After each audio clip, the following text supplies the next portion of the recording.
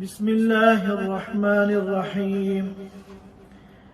الحمد لله نحمده ونستعينه ونستغفره ونؤمن به ونتوكل عليه ونعوذ بالله من شرور أنفسنا ومن سيئات أعمالنا. من يهده الله فلا مضل له ومن يضلله فلا هادي له،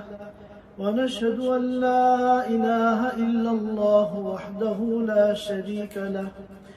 ونشهد أن سيدنا وحبيبنا ومولانا محمدا عبده ورسوله صلى الله تعالى عليه وعلى آله وأصحابه وبارك وسلم تسليما كثيرا كثيرا. أما بعد فأعوذ بالله من الشيطان الرجيم. بسم الله الرحمن الرحيم. واعبدوا الله ولا تشركوا به شيئا وبالوالدين إحسانا وبذي القربى واليتامى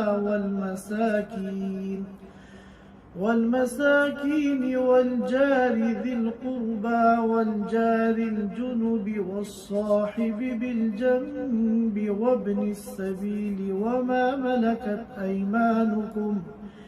إن الله لا يحب من كان مختالا فخورا. ويقول النبي صلى الله عليه وسلم كما أخرجه البخاري من حديث عبد الله بن عمر رضي الله عنهما: ما زال جبريل يوصيني بالجار حتى ظننت أنه سيورثه، أو كما قال عليه الصلاة والسلام. محترم سامعین کرام، تقریباً پچھلے 8 ہفتوں سے ہم لوگ اسلامی معاشرت اور حقوق العباد کے موضوع پر گفتگو کر رہے ہیں، اور ہم یہ جاننے کی اور سمجھنے کی بلکہ سیکھنے کی یہ کوشش کر رہے ہیں کہ اللہ رب العزت کس قسم کی معاشرت ہم لوگوں سے چاہتے ہیں، کس قسم کا ہمارا آپس میں ایک دوسرے کے ساتھ رہن سہن، ہمارے باہم ایک دوسرے کے ساتھ کس طرح کے معاملات اللہ رب العزت بندوں کے دیکھنا چاہتے ہیں. چنانچہ آج ہماری گفتگو کا موضوع ہے پڑوسیوں کے حقوق. ہمیں آج کی اس مجلس میں، آج کی اس گفتگو میں یہ جاننا ہے کہ پڑوسی کا کیا مفہوم ہے اور پڑوسی کے مفہوم میں کتنی وسعت ہے، اور اسی طرح پڑوسیوں کے کیا حقوق ہیں، اور پھر ان حقوق کی دین اسلام کے اندر کیا اہمیت ہے. اگر ہم قرآن و حدیث کا جائزہ لیتے ہیں تو ہمیں معلوم ہوگا کہ اسلام نے پڑوسیوں کے حقوق کو غیر معمولی اہمیت دی ہے، اور پڑوسیوں کے ساتھ حسن سلوک کا اور پڑوسیوں پر احسان کرنے کا بہت تاکید کے ساتھ حکم دیا ہے. اور اس کے مقابلے میں پڑوسیوں کے ساتھ بدسلوکی یا پڑوسیوں کے ساتھ ایذا رسانی، اس کی شناعت کو، اس کی قباحت کو اور اس کے نقصانات کو بیان کیا ہے. میں نے ابھی آپ حضرات کے سامنے بخاری شریف کی ایک حدیث نقل کی ہے جس میں رسول اللہ صلی اللہ علیہ وسلم فرماتے ہیں: ما زال جبریل یوصینی بالجار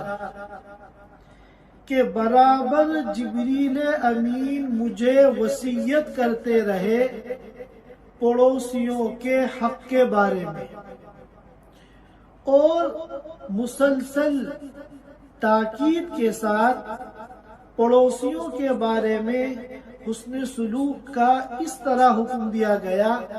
کہ میرے دل میں یہ خیال پیدا ہوا کہ شاید اب کوئی حکم ایسا آنے والا ہے کہ پڑوسیوں کو وارث بنا دیا جائے گا، وراثت میں پڑوسیوں کو بھی حصے دار بنا دیا جائے گا۔ جس طرح انسان کا انتقال ہوتا ہے تو اس کے جو قریب ترین رشتہ دار ہوتے ہیں، ماں باپ ہیں، اولاد ہیں، شوہر ہیں، بیوی ہیں، ان کو وراثت میں حصہ ملتا ہے اور وہ ترکے میں حصے دار ہوتے ہیں، اور جو دور کے رشتہ دار ہیں، رشتہ دار ہونے کے باوجود ان کو وراثت میں حصہ نہیں ملتا۔ لیکن جبریل امین اتنی تاکید کے ساتھ اور مسلسل کانٹینیو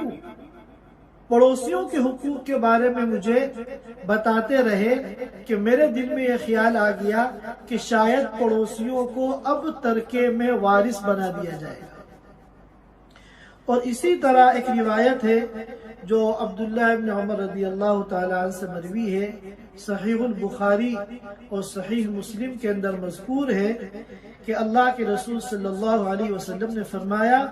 والذی نفسی بیدہ لا يدخل الجنة عبد لا يأمن جاره بوائقہ۔ اس ذات عالی کی قسم جس کے قبضے میں میری جان ہے، وہ بندہ جنت میں داخل نہیں ہوگا جس کے پڑوسی اس کی ایذا رسانی سے محفوظ نہ ہو، جس کی ذات سے، جس کے کردار سے، جس کے عمل سے پڑوسیوں کو تکلیف پہنچے، ایسا بندہ جنت میں داخل نہیں ہوگا۔ اور اسی طرح ایک روایت میں جو کہ بخاری شریف میں مذکور ہے، اللہ کے رسول صلی اللہ علیہ وسلم نے قسم کھا کر 3 مرتبہ فرمایا، واللہ لا یؤمن، واللہ لا یؤمن، واللہ لا یؤمن، خدا کی قسم وہ مومن نہیں ہو سکتا صحیح معنی میں، خدا کی قسم وہ مومن نہیں ہو سکتا، وہ مومن نہیں ہو سکتا، خدا کی قسم وہ مومن نہیں ہو سکتا۔ 3 مرتبہ ارشاد فرمایا۔ اولاً تو قسم کھائی واللہ، اور اس کے بعد 1 مرتبہ 2 مرتبہ نہیں 3 مرتبہ فرمایا، تو یقیناً جو اس وقت صحابہ کرام جو موجود ہوں گے وہ گھبرا گئے ہوں گے کہ ایسا کون بدبخت ہے، کمینہ ہے، محروم القسمت ہے کہ جس کے بارے میں اللہ کے رسول 1 مرتبہ نہیں 3 مرتبہ اور بلا تاکید نہیں بلکہ قسم کے ساتھ اپنی بات کو مؤکد کر کے فرما رہے ہیں کہ وہ مومن نہیں ہو سکتا۔ تو عرض کیا، اے اللہ کے رسول کون مومن نہیں ہو سکتا؟ فرمایا، الذی لا یأمن جارہ بوائقہ، وہ شخص کہ جس کے پڑوسی اس کی ایذا رسانی سے محفوظ نہ ہو۔ اور اسی طرح ایک روایت ہے ابو شریح کی، اللہ کے رسول صلی اللہ علیہ وسلم کا قول نقل کرنے سے پہلے وہ یہ کہہ رہے ہیں کہ جس وقت یہ بات اللہ کے رسول صلی اللہ علیہ وسلم نے فرمائی، اس وقت میرے کان آپ کی بات کو سن رہے تھے اور میری آنکھیں آپ کو دیکھ رہی تھی۔ آپ نے کیا فرمایا؟ من کان یؤمن باللہ والیوم الآخر فلیکرم جارہ، کہ جو اللہ پر ایمان رکھتا ہے اور آخرت کے دن پر ایمان رکھتا ہے، اس کو چاہیے کہ اپنے پڑوسی کو عزت دے، اپنے پڑوسی کا اکرام کرے۔ اور اسی طرح ایک روایت میں جو حضرت ابو ذر رضی اللہ تعالی عنہ سے مروی ہے، اللہ کے رسول صلی اللہ علیہ وسلم نے فرمایا کہ 3 شخص ایسے ہیں جو اللہ کو محبوب ہیں۔ اللہ تعالیٰ ان کو پسند فرماتے ہیں، اللہ تعالیٰ ان سے محبت فرماتے ہیں، اور ان میں ایک وہ شخص ہے کہ جس کا کوئی برا پڑوسی ہو، جس کا کوئی برا پڑوسی ہو اور وہ برا پڑوسی اس کو تکلیف پہنچاتا ہو اور وہ اپنے پڑوسی کی تکلیف پر صبر کرتا ہو، بجائے بدلہ لینے کے، بجائے انتقام لینے کے، وہ پڑوسی کی ایذا رسانیوں کو پی جاتا ہے اور اللہ کی رضا کے لیے صبر کر لیتا ہے، اور کسی قسم کی لڑائی، کسی قسم کا مناقشہ وہ اپنے پڑوسی سے نہیں کرتا، اس کے بارے میں کہا جاتا ہے کہ یہ شخص اللہ تعالیٰ کو محبوب ہے اور اللہ تعالیٰ کو پسندیدہ ہے۔ اور میں نے آپ حضرات کے سامنے سورۃ النساء کی آیت کریمہ تلاوت کی ہے، جس میں اللہ رب العزت فرماتے ہیں وَاعْبُدُوا اللَّهَ وَلَا تُشْرِكُوا بِهِ شَيْئًا، اللہ کی عبادت کرو اور اللہ کے ساتھ کسی کو شریک نہ کرو، اور اسی کا نام توحید ہے۔ وَبِالْوَالِدَيْنِ إِحْسَانًا، اور والدین کے ساتھ حسن سلوک کرو۔ وَبِذِي الْقُرْبَى، اور رشتہ داروں کے ساتھ حسن سلوک کرو۔ وَالْيَتَامَى وَالْمَسَاكِينَ، اور یتیموں کے ساتھ حسن سلوک کرو، اور مساکین، فقراء اور غریب لوگوں کے ساتھ حسن سلوک کرو۔ اس کے بعد اللہ رب العزت فرماتے ہیں وَالْجَارِ ذِي الْقُرْبَى وَالْجَارِ الْجُنُبِ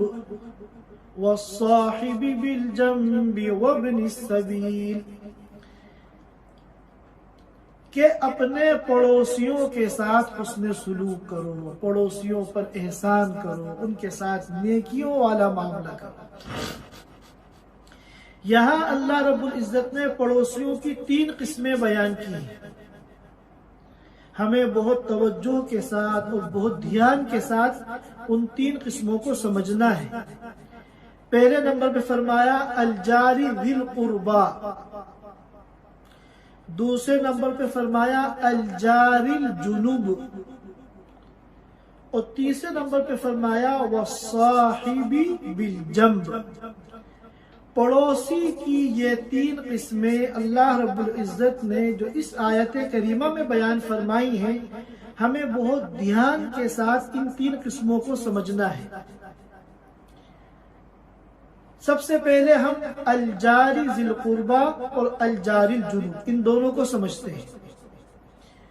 الجاری ذی القربا سے کیا مراد ہے اور الجاری الجنوب سے کیا مراد ہے، اس میں مفسرین کرام کے مختلف اقوال ہیں۔ ایک قول تو یہ ہے کہ الجاری ذی القربا سے مراد وہ پڑوسی ہے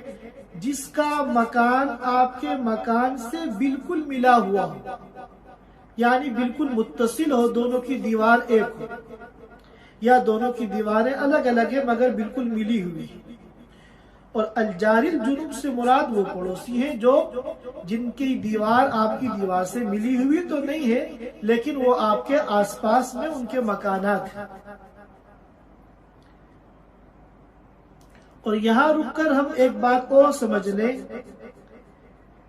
کہ پڑوسی صرف وہی نہیں ہے کہ جن کے مکانات ہمارے مکان کے آس پاس ہیں،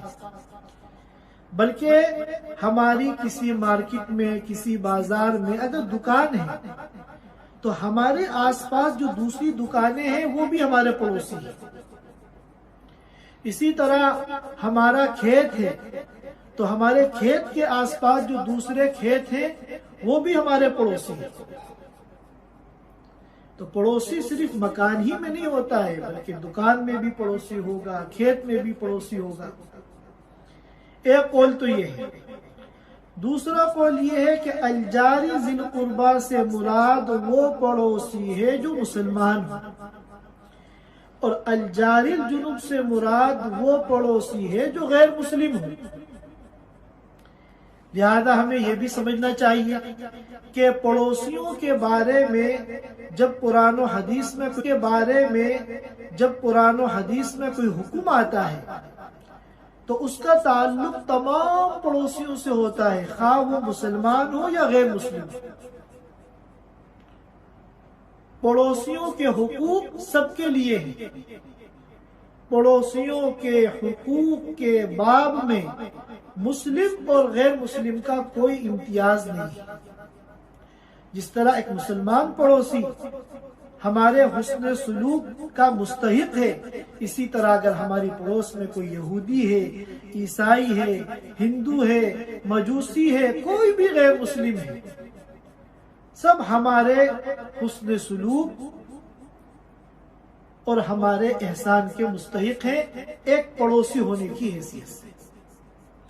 دوسرا قول یہ ہو گیا۔ تیسرا قول یہ ہے کہ الجار ذی القربہ سے مراد ہے وہ پڑوسی جو رشتہ دار بھی ہو،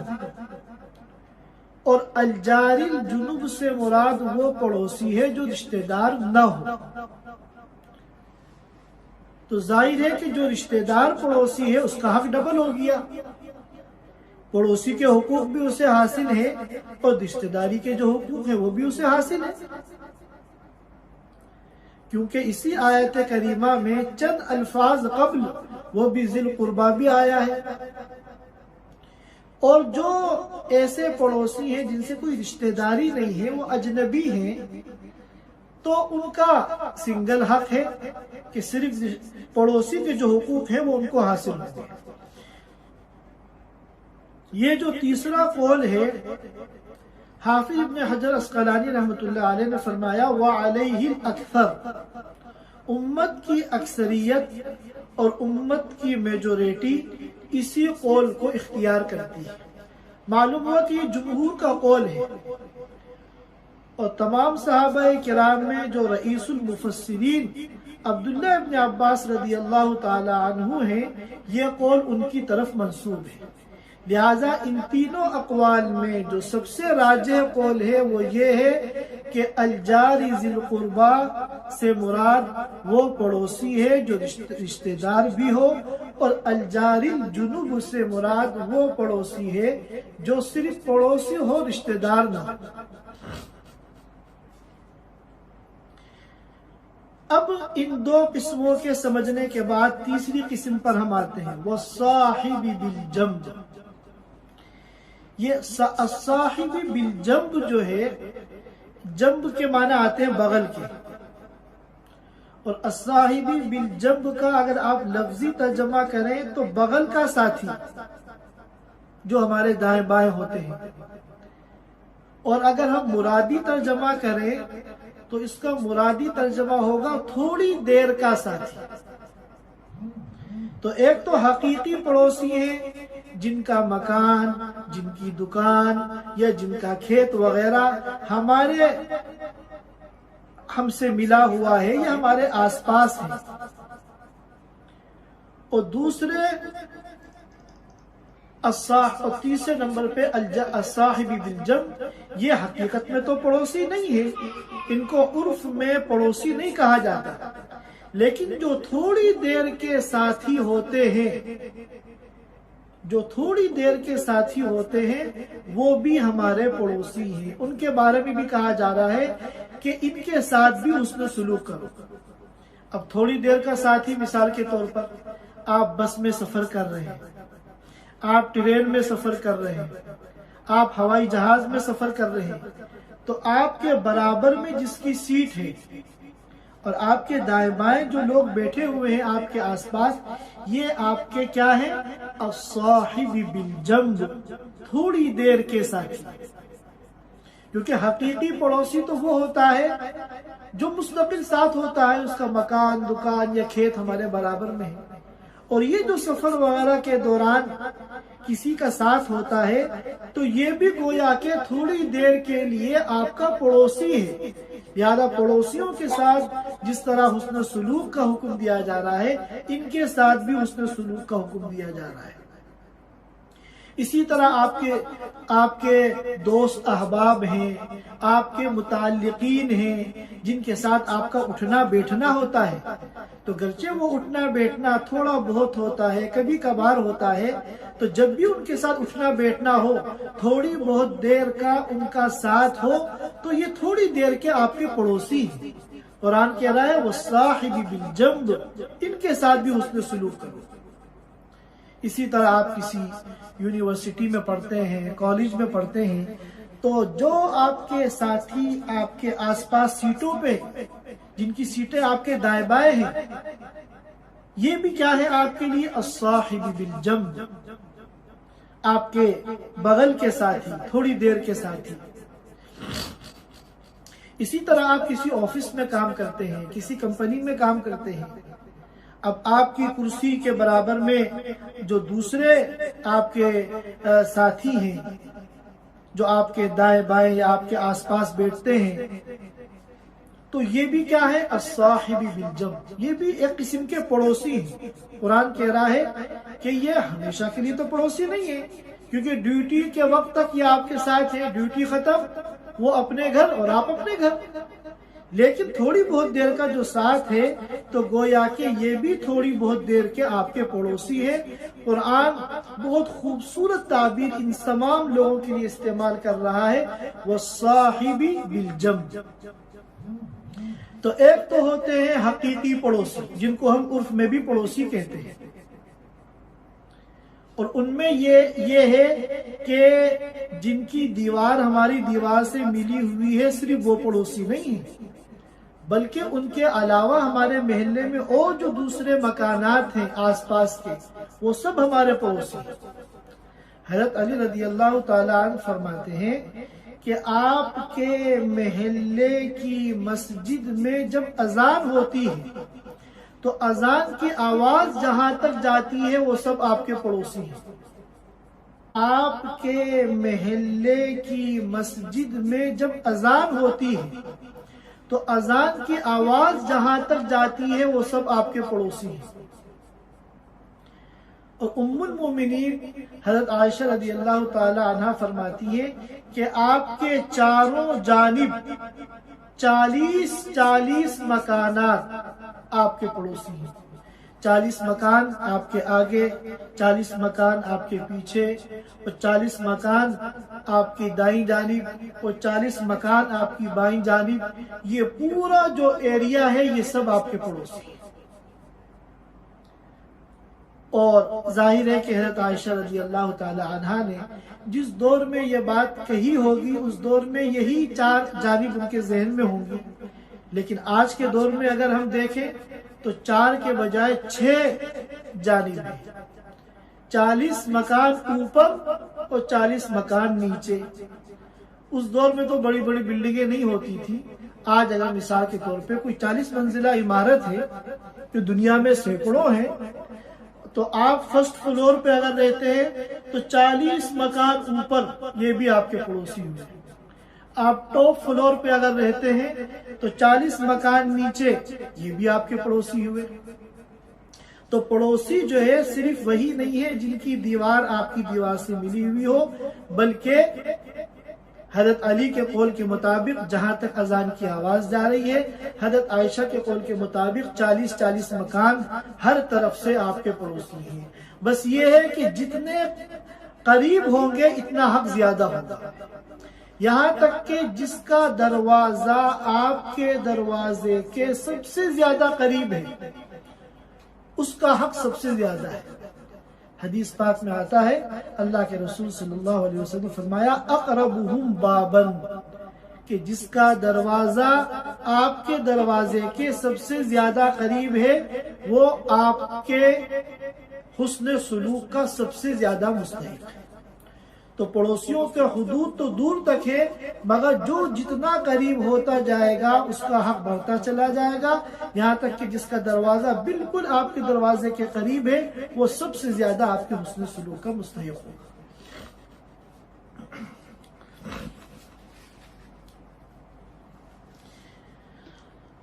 اللہ کے رسول صلی اللہ علیہ وسلم نے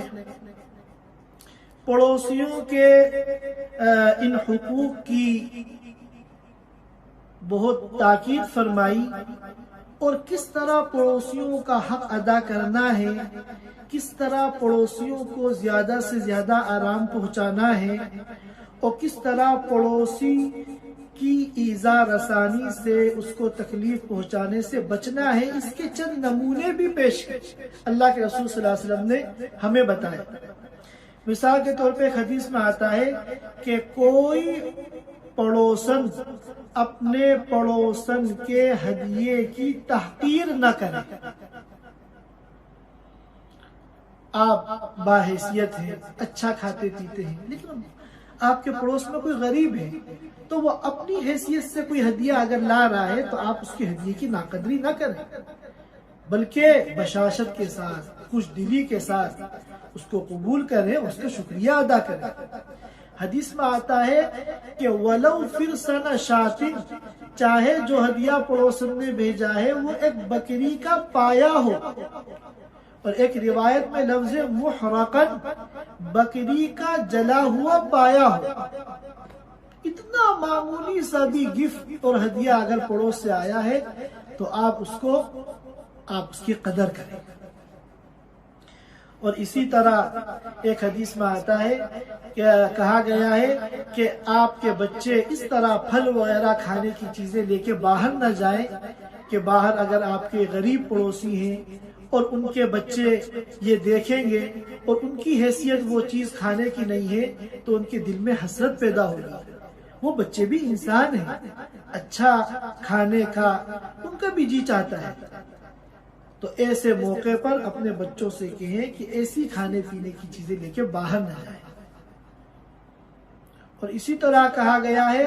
کہ اگر اس طرح کھانا نہ بناؤ کہ تمہاری کھانے کی خوشبوئیں تمہارے پڑوس کے گھروں میں جائیں، اور وہ پڑوسی اگر ایسے ہیں کہ جن کی اپنی حیثیت وہ کھانے پینے کی نہیں ہے تو ان کھانے کی خوشبوؤں سے ان کو تکلیف ہوگی، ان کے دل میں حسرت پیدا ہوگی۔ اور اگر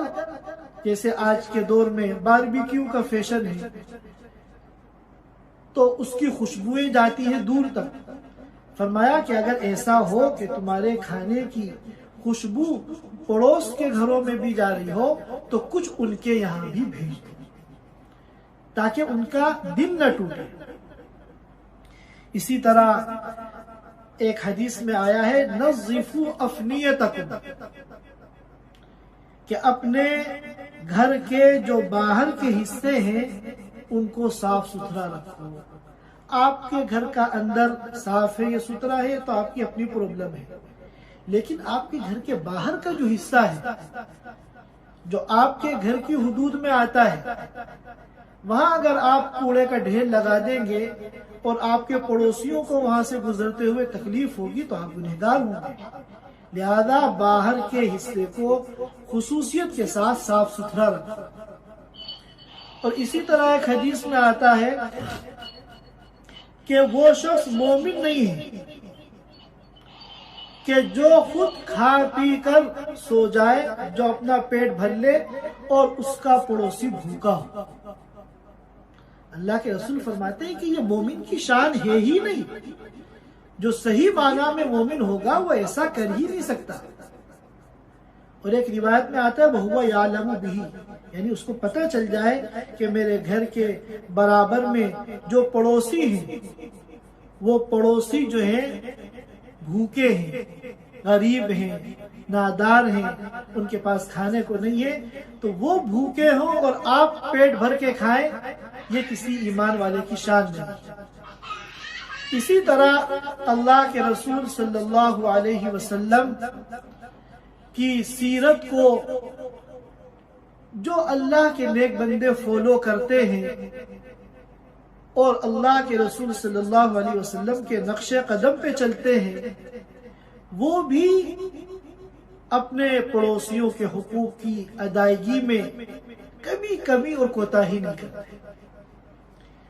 مفتی عزیز الرحمن نور اللہ مرقدہ مفتی اعظم تھے، بہت بڑے مفتی تھے، آج بھی ان کے فتاوا سے پوری دنیا استفادہ کرتی ہے، جب وہ اپنے گھر سے صبح دارالفتہ جاتے تھے تو ان کے گھر کے برابر میں چند مکانات تھے جن میں بیوہ خواتین رہتی تھی، ان کے شوہروں کا انتقال ہو گیا تھا۔ تو سب سے پہلے ان کے گھروں پہ جاتے اور ان سے پوچھتے کہ بازار سے آپ کو کوئی چیز تو نہیں چاہیے، کہ مجھے پیاز چاہیے، کوئی کہتی مجھے ہری مرچ چاہیے، تو پہلے بازار جا کے ان کی یہ ضرورت کی چیزیں لاتے۔ بعض مرتبہ ان میں سے کوئی یہ کہہ دیتی کہ مجھے تو یہ نہیں چاہیے تھا، یہ غلطی سے دوسری چیز آ گئی، تو فرماتے کوئی بات نہیں، دوبارہ بازار جاتے اور وہ چیز بدل کے لا کے ان کو دیتے، پھر جو ہے اپنی مسند افطار پہ جاتے۔ اسی طرح ہمارے اسلاف میں ایک بزرگ تھے میاں اصغر حسین رحمۃ اللہ علیہ، باحیثیت تھے، خوشحال تھے، مگر زندگی بھر ان کا مکان جو تھا وہ کچا تھا۔ اب جب بھی بارش ہوتی تھی، برسات ہوتی تھی، تو کہیں نہ کہیں سے مکان ٹپکنے لگتا تھا، کبھی کوئی چھت گر گئی، کبھی کوئی دیوار گر گئی، اور جب برسات ختم ہوتی تھی پھر اس کی مرمت کراتے تھے، ہمیشہ کا ایک مسئلہ تھا۔ ان کے ایک مخلص دوست نے ان سے کہا کہ جب اللہ نے آپ کو وسعت دی ہے تو آپ اپنا ایک ہی مرتبہ پکا مکان کیوں نہیں بنا لیتے؟ تو انہوں نے اولاً تو ہنسی مذاق میں بات کو ٹالنے کی کوشش کی، جب اس دوست نے اصرار کیا تو اس کا ہاتھ پکڑ کر اس گلی میں لے گئے جہاں ان کا مکان تھا، اور فرمایا کہ دیکھو اس گلی کے جتنے بھی مکان ہیں سب کچے ہیں، سب غریب لوگ ہیں، اب اگر میں اپنا مکان پکا بنا لوں گا تو ان لوگوں کے دل میں حسرت پیدا ہوگی، ان لوگوں کو تکلیف ہوگی کہ دیکھو ان کا مکان تو پکا ہے اور ہمارا مکان کچا ہے، تو میں نہیں چاہتا کہ ان کو تکلیف پہنچے، اس لیے میں اپنا مکان کبھی پکا نہیں بناتا۔ حالانکہ شرعاً بنا سکتے ہیں، کوئی ناجائز نہیں ہے، کیونکہ یہ ضروری نہیں ہے کہ پورے محلے کے سارے لوگ ایک طرح کے ہوں اور سب کا لائف اسٹائل ایک طرح کا ہو اور سب بالکل ایک درجے کے خوشحال ہو، ایسا نہیں ہو سکتے، تو اللہ کی تقسیم ہے۔ اللہ تعالیٰ کسی کو رزق زیادہ دیتے ہیں، کسی کو کم دیتے ہیں، اور اس میں اللہ تعالیٰ کی مصلحتیں ہیں، حکمتیں ہیں جو ہمیں نہیں معلوم۔ اور اسی طرح ایک موقع پر ان کے ایک شاگرد آئے، انہوں نے ان کے لیے آم کا موسم تھا، آم کاٹ کے ان کو کھلائے، تو آم سے فارغ ہونے کے بعد وہ آم کے چھلکے اور آم کی جو گٹلیاں ہیں وہ شاگرد باہر پھینکنے کے لیے لے جانے لگے، تو انہوں نے کہا نہیں باہر مت لے کے جاؤ۔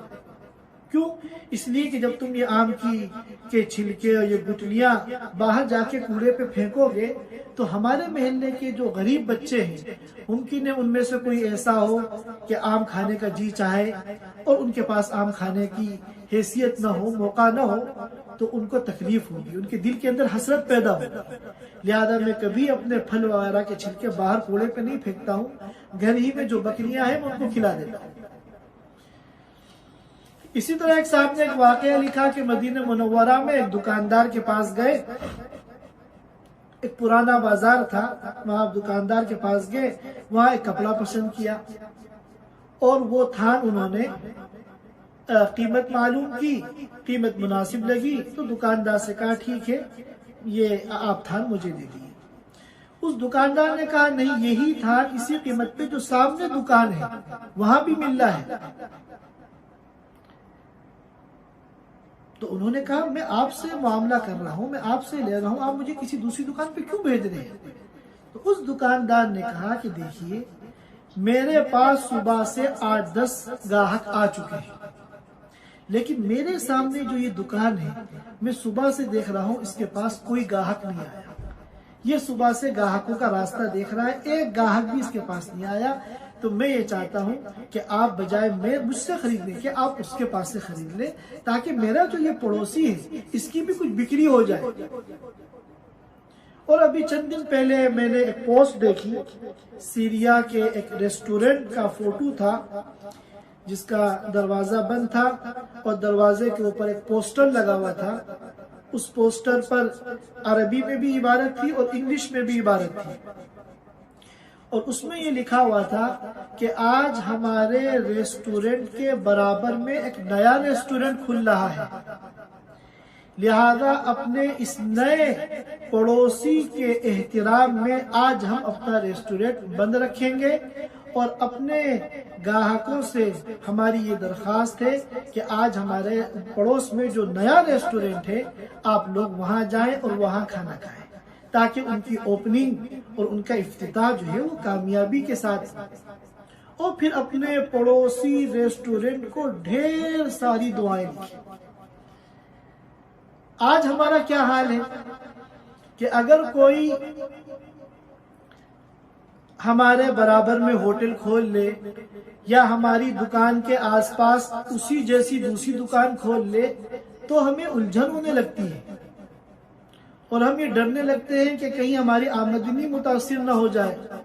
کہیں ہمارے گاہک تقسیم نہ ہو جائے۔ لیکن وہ اسلامی تعلیمات جو اللہ کے رسول صلی اللہ علیہ وسلم سے ہم تک پہنچی ہے، اس کا تقاضا یہ ہے کہ ہم اس کا استقبال کریں، اس کو ویلکم کریں، اور جو نیک خواہشات اپنے لیے ہمارے دل میں ہیں وہ اپنے پڑوسی کے لیے بھی رکھیں، کیونکہ رزق دینے والی ذات اللہ کی ہے، رزق دینے والی ذات اللہ کی ہے۔ لہذا اپنے ہمارے جو آس پاس کے دکاندار ہیں وہ بھی ہمارے پڑوسی ہیں، جس طرح ہم اپنے بارے میں اچھا سوچتے ہیں ان کے بارے میں بھی اچھا سوچیں۔ تو آج بھی ایسے لوگ اللہ کے نیک بندے دنیا میں موجود ہیں جو پڑوسیوں کو ان کا حق دیتے ہیں، اور اس طرح زندگی گزارتے ہیں کہ تمام عمر اسی اہتمام میں گزری، تمام عمر اسی اہتمام میں گزری کہ آشیاں کسی شاخ چمن پہ بار نہ ہو، ہماری ذات سے کسی کو تکلیف نہ ہو، ہماری ذات سے کسی کا کوئی نقصان نہ ہو، چاہے وہ ہمارے پڑوسی مکان کے اعتبار سے ہوں، چاہے وہ ہمارے پڑوسی دکان کے اعتبار سے ہوں۔ اسی طرح ایک عام ہمارے یہاں ایک خرابی ہے کہ ہمارے محلے میں جو ایسے لوگ ہیں جن کا رہن سہن ہمارے لیول کا ہے، ہم اگر کوٹھی میں رہتے ہیں، بنگلے میں رہتے ہیں، عالی شان مکان میں رہتے ہیں، تو محلے کے وہی لوگ جو خوشحال ہیں ہم ان سے تو تعلق کو باقی رکھتے ہیں، قائم رکھتے ہیں، لیکن اسی محلے میں اگر کوئی غریب ہے، اگر کوئی جھوپڑی والا ہے، تو ہم اس کے ساتھ کسی بھی قسم کے تعلق کو قائم رکھنا اپنے لیے بے عزتی سمجھتے ہیں۔ حالانکہ یاد رکھیے کہ پڑوسیوں کے حقوق جس طرح مالداروں کے ہیں، اسی طرح پڑوسیوں کے حقوق غریبوں کے بھی ہیں، اور یہ غریب جو بیچارہ نادار ہے، تنگ دست ہے، غریب ہے، محتاج ہے، یہ آپ کے حسن سلوک کا زیادہ مستحق ہے۔ لہذا ہم ہر پڑوسی کو، چاہے اس کا معیار زندگی جیسا ہو، ہم اس کو اپنا پڑوسی سمجھیں۔ یہ نہیں ہے کہ جو ہمارے جن کا لائف سٹائل ہماری طرح ہے بس وہی پڑوسیانہ تعلق قائم رکھنے کے مستحق ہیں، اور جن کا زندگی گزارنے کا معیار ہمارے مقابلے میں کمتر ہے، ان کے ساتھ پڑوسی جیسا معاملہ اور تعلق رکھنا یہ ہماری شان کے خلاف ہے۔ یہ سوچ اور یہ نظریہ ہماری اسلامی تعلیمات کے خلاف ہے۔ پرانے زمانے میں تو مکانات ملے ہوئے ہوتے تھے، اور پڑوسیوں میں اتنا تعلق ہوتا تھا کہ بعض مرتبہ اتنا تعلق رشتہ داروں میں آپس میں نہیں ہوتا تھا، گھل مل جاتے تھے، ایک دوسرے کی خوشی اور ایک دوسرے کے غم میں شریک ہوتے تھے۔ لیکن آج کل اتنی دوریاں ہو گئی ہیں، اور خاص طور پر جو نئی سوسائٹیاں ہیں وہاں پر ہمارے پڑوس میں کس کا فلیٹ ہے، وہ کون ہے، کہاں کا ہے، کس حال میں ہے، ہمیں کچھ پتہ نہیں۔ سالہ سال گزر جاتے ہیں، ہم بلڈنگ کے اندر جس فلور پہ رہتے ہیں اس فلور پہ رہنے والوں کو ہم جانتے تک نہیں ہیں۔ یہ اسلامی تعلیمات کے خلاف ہے۔ ہمیں چاہیے کہ ہم آتے جاتے سلام کریں، علیک سلیک رکھیں، ان کے ساتھ تعلق بنائیں، اخلاق کے ساتھ پیش آئیں اور ان کی ضرورت کے موقع پہ ان کی مدد کریں، اور جب بھی ملے بشاشت کے ساتھ ملیں۔ اپنے پڑوسیوں کے ساتھ اس قسم کا خوشگوار تعلق بنانا یہ ہمارا دینی فریضہ ہے۔ آج ہم دنیا میں اتنا مشغول ہو گئے، اتنے بزی ہو گئے کہ یہ جو اسلامی حقوق ہیں اور یہ جو معاشرتی حقوق ہیں اور یہ جو ہماری دینی ذمہ داریاں ہیں، ہمارے پاس ان کے لیے وقت ہی نہیں ہے۔ لہذا ہم سب کو چاہیے کہ ہم اپنے پڑوسیوں کو پہچانیں، جو حقیقی معنی میں پڑوسی ہیں ہم ان کے حقوق بھی ادا کریں، اور جن کو اللہ نے آیت کریمہ میں الصاحب بالجنب کہہ کر تھوڑی دیر کا ساتھی اور تھوڑی دیر کا پڑوسی قرار دیا ہے، ہم ان کے ساتھ بھی حسن سلوک کریں۔ ہم اگر سفر کر رہے ہیں، ہمارے دائیں بائیں کوئی دوسرا مسافر ہے تو ہمارے کسی عمل سے اس کو تکلیف نہ پہنچے۔ ہم جس طرح اپنی راحت کی فکر کرتے ہیں ہم اس کی بھی راحت کی فکر کریں، ہم اس کے ساتھ اخلاق کے ساتھ پیش آئیں۔ یہ نہیں ہے کہ 5 گھنٹے کا 6 گھنٹے کا سفر ہے اور ہم ابوسن قمطریرہ منہ بنا کے بیٹھے ہوئے ہیں۔ ہمیں ان کے ساتھ سلام دعا کرنی چاہیے، ان کی خیریت پوچھنی چاہیے، اپنے اخلاق سے متاثر کرنا چاہیے، اور اگر وہ غیر مسلم ہیں تو وہ ہمارے اخلاق، حسن اخلاق اور ہمارے حسن سلوک کا اور زیادہ مستحق ہے، کیونکہ جب وہ ہمارے اخلاق کو دیکھے گا، ہمارے حسن سلوک کو دیکھے گا تو وہ اسلام کے قریب ہوگا۔ اسلام جو ہے وہ اخلاق سے پھیلا ہے۔ ہم نے اسلامی معاشرت کو چھوڑ دیا، اس لیے آج لوگ ہمیں دیکھ کر اسلام سے دور ہوتے ہیں۔ جس دن ہم اسلامی معاشرت کو، اسلامی اخلاق کو اختیار کر لیں گے، اس دن لوگ ہمیں دیکھ کر اسلام میں داخل ہوں گے۔ نہ جانے دنیا میں کتنے علاقے ایسے ہیں جہاں تاجروں کے ذریعے اسلام پہنچا، نہ کوئی اسلامی لشکر وہاں گیا، نہ کوئی مبلغین کی، واعظین کی، داعیوں کی کوئی جماعت وہاں گئی تبلیغ کرنے کے لیے، اسلام کی دعوت دینے کے لیے، بلکہ تجارت کی نیت سے مسلمان تاجر وہاں گئے اور وہاں کے لوگوں نے ان کی سچائی کو دیکھا، ان کی امانت کو دیکھا، ان کی دیانتداری کو دیکھا، ان کے حسن سلوک کو دیکھا، ان کے رویے کو دیکھا، ان کے اعلیٰ کردار کو دیکھا، ان کے مثالی اخلاق کو دیکھا، تو ان کے دل میں یہ بات آئی کہ جو مذہب ان کو یہ باتیں بتا رہا ہے یقیناً وہ بہت عظیم مذہب ہے، وہ سچا مذہب ہے۔ یہ سوچ کر ان کے اخلاق سے متاثر ہو کر لوگ جوق در جوق اسلام میں داخل ہوئے۔ نہ جانے کتنے علاقے دنیا میں ایسے ہیں جہاں اسلام صرف اخلاق کے ذریعے پہنچا۔ لہذا جب بھی ہمارا کسی سے کوئی معاملہ ہو اور تھوڑی بہت دیر کا اس کے ساتھ ہو تو ہم اپنے اسلامی اخلاق کی ایک چھاپ اس کے اوپر چھوڑ دیں۔ آج یورپ ترقی کر رہا ہے مادی اعتبار سے، حالانکہ باطل میں تو کسی بھی اعتبار سے ترقی کرنے کی صلاحیت ہی نہیں ہے۔ باطل بھی اگر ترقی کرتا ہے تو اس نے اہل حق کی کچھ چیزیں لی ہیں جس کی بنیاد پہ وہ ترقی کرتا ہے۔ آج اگر یورپ والے دنیا کے اعتبار سے ترقی کر رہے ہیں تو انہوں نے ہماری اسلامی بہت سی چیزیں لی ہیں، جن چیزوں کو چھوڑ کر ہم پچھڑ گئے اور مادی اور دنیاوی اعتبار سے بھی ہم ناکام ہو گئے، اور انہی چیزوں کو اختیار کر کے وہ دنیاوی اور مادی اعتبار سے ترقی کر رہے ہیں۔ آج مسلمانوں کے اندر سے سچائی نکل گئی، امانت داری نکل گئی۔ کوئی مسلمان، میں 100% بات نہیں کر رہا، ماشاءاللہ سچے نیک اور دیندار مسلمان بھی ہیں الحمدللہ، لیکن اکثریت ہمارے ملکوں میں خاص طور پہ مسلمانوں کی ایسی ہے کہ جب بھی کوئی کاروبار کریں گے، معاملہ کریں گے، دھوکہ دیں گے۔ سارے بڑے بڑے بزنس مین جو ہیں وہ غیر مسلم ہیں، مسلمان کیوں کامیاب نہیں ہوگا؟ اس لیے کہ وہ یہ چاہتا ہے کہ جب کاروبار شروع کرتا ہے اور پہلا کسٹمر اس کے ہاتھ لگتا ہے تو وہ دھوکہ دے کے جھوٹ بول کے چاہتا ہے کہ پہلے ہی معاملے کے اندر اور پہلی ہی ڈیل کے اندر وہ کروڑ پتی بن جائے۔ نتیجہ یہ ہوتا ہے کہ وہ آگے چل کر پھر ناکام ہو جاتا ہے۔ اور یہ جو انگریز ہیں یہ اپنی سچائی سے، اپنے ڈسپلن سے اور اپنے اخلاق سے ترقی کرتے ہیں۔ یہی کا مجھے قطر کا ہمارے ایک دوست ہیں، انہوں نے واقعہ بتایا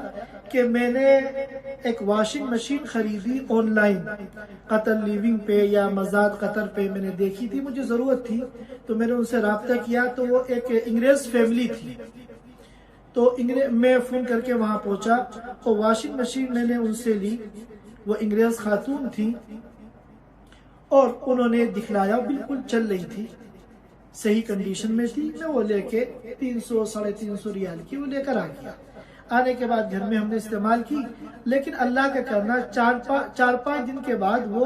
خراب ہو گئی یا چلنا بند ہو گئی۔ تو ظاہر ہے کہ آپ سیکنڈ ہینڈ چیز لیتے ہیں، اس کی کوئی گارنٹی تو ہوتی نہیں، اس کے لیے تو اتنا کافی ہے کہ جس وقت آپ خرید رہے ہیں اس وقت وہ صحیح چل رہی ہو۔ تو میں نے سوچا کہ ایسے ہی نمبر سیو تھا کہ میں ان کو اطلاع کر دوں۔ تو اب اگر ہمارے ساتھ کوئی ایسا کرے تو ہم تو اس سے لڑنے لگیں گے، بحث کرنے لگیں گے، وہ برا بلا کہنے لگیں گے کہ ہم آپ کیوں شکایت کر رہے ہیں، کیوں کمپلین کر رہے ہیں، ہم نے تو آپ کو صحیح چیز دی تھی، اگر یہ خراب ہوئی ہے تو آپ کے گھر میں جا کے خراب ہوئی ہے۔ تو انہوں نے مجھے بتایا، میں نے اس خاتون کو فون کیا اور میرا مقصد کوئی مطالبہ کرنا نہیں تھا، بس ایسی دل میں بات ہے کہ میں ان کو بتاؤں۔ تو انہوں نے بہت افسوس کا اظہار کیا اور یہ کہا کہ آپ آئیے اور اپنے سارے پیسے لے جائیے۔ تو یہ اخلاق اسلامی اخلاق تھا۔ آج ہم لوگ ان اخلاق کو چھوڑ کر پچھڑ گئے ہیں اور غیر انہیں اخلاق کو اختیار کر کے آگے بڑھ گئے ہیں۔ لہذا چونکہ اب وقت کافی ہو گیا ہے، میں اپنی بات کو مختصر کر رہا ہوں۔ تو ہمارے بہت سے ایسے ساتھی ہیں ماشاءاللہ جو زوم پر یہ پروگرام منعقد کرتے ہیں اور اللہ کی توفیق سے اور بھی بہت سے خیر کے کام کرتے ہیں اور دین کے کام کرتے ہیں، تو یہ بڑی خوشی کی بات ہے، کیونکہ حدیث میں آتا ہے جب اللہ کے رسول صلی اللہ علیہ وسلم نے یہ بتایا کہ دنیا میں اور لوگوں میں سب سے زیادہ خیر والا کون ہے، سب سے زیادہ فضیلت والا کون ہے، تو یہ نہیں کہا جو لمبی لمبی نمازیں پڑھتا ہو، ہر سال حج کرتا ہو، رمضان کے عمرے کرتا ہو اور پورے سال پیر جمعرات کے بھی روزے رکھتا ہو، نہیں، فرمایا خیر الناس من ينفع الناس، لوگوں میں سب سے بہتر وہ ہے جو لوگوں کے کام آئے، جس کی ذات سے لوگوں کو آرام پہنچے۔ لہذا ہم سب کو چاہیے کہ کوئی موقع ہم ایسا ہاتھ سے نہ جانے دے کہ ہمارے ذریعے کسی کا فائدہ ہو جائے، اور یہ تو ہم طے کر لیں کہ اپنے کردار سے، اپنے عمل سے کبھی کسی کو تکلیف نہیں پہنچائیں گے، اور کوئی دوسرا تکلیف پہنچائے گا تو ہم اس کو معاف کرنے کی کوشش کریں گے اور صبر کریں گے۔ اور کس طرح دوسروں کو آرام پہنچانا ہے اور کس طرح دوسروں کی ایذا رسانی سے ہمیں بچنا ہے، جب ہم اس موضوع پہ توجہ دیں گے، محنت کریں گے، کوشش کریں گے، اپنی زندگی کی ترجیحات میں ہم اس موضوع کو بھی شامل کریں گے، تو خود بخود اللہ تعالیٰ اس کی شکلیں ہمارے دلوں پہ کھولیں گے۔ وَالَّذِينَ جَاهَدُوا فِينَا لَنَهْدِيَنَّهُمْ سُبُلَنَا، کہ دین کے کسی بھی معاملے میں جب کوئی محنت کرتا ہے، کوشش کرتا ہے، دلچسپی لیتا ہے، تو اللہ پاک اس کی شکلیں کھولتے ہیں۔ لہذا ہم سب کو چاہیے کہ جتنا زیادہ سے زیادہ ہو سکے ہم دوسروں کے کام آئیں، اور خاص طور پہ ہمارے جو پڑوسی ہیں اور اسی طرح جن سے بھی ہمارا تھوڑی بہت دیر کا واسطہ پڑتا ہے، الصاحب بالجنب جس کو کہا گیا ہے، ہم ان کو آرام پہنچانے کی کوشش کریں۔ آخر میں صرف ایک حدیث میں نقل کر کے اپنی بات ختم کر رہا ہوں کہ اللہ کے رسول صلی اللہ علیہ وسلم کے پاس ایک شخص آیا اور اس نے ایک عورت کا تذکرہ کیا جو بہت نماز پڑھتی ہے، روزے رکھتی ہے، صدقے دیتی ہے۔ فرائض اور واجبات تو ادا کرتی ہی، اس کے علاوہ نفل نمازیں، نفل روزے اور صدقات و خیرات کرتی ہے، لیکن اپنی پڑوسیوں کو وہ تکلیف پہنچاتی ہے، اس کے جو پڑوسی ہیں وہ اس سے خوش نہیں۔ تو آپ نے فرمایا ہی فی النار، کی عورت جہنم میں جائے گی۔ پھر ایک عورت کا تذکرہ کیا کہ جو عبادات میں صرف فرائض اور واجبات کو پورا کرتی ہے لیکن نفل عبادتیں زیادہ نہیں کرتی، یہاں تک کہ صدقہ بھی اگر کرنا ہوتا ہے تو پنیر کے چند ٹکڑے صدقہ کر دیتی ہے بس، لیکن اس کا جو رویہ اپنے پڑوسیوں کے ساتھ ہے وہ اچھا ہے اور پڑوسی جو ہے اس سے خوش ہے، تو آپ صلی اللہ علیہ وسلم نے فرمایا ہی فی الجنہ، کی عورت جنت میں جائے گی۔ تو میرے عزیز دوستو، اللہ تعالی ہم سب کو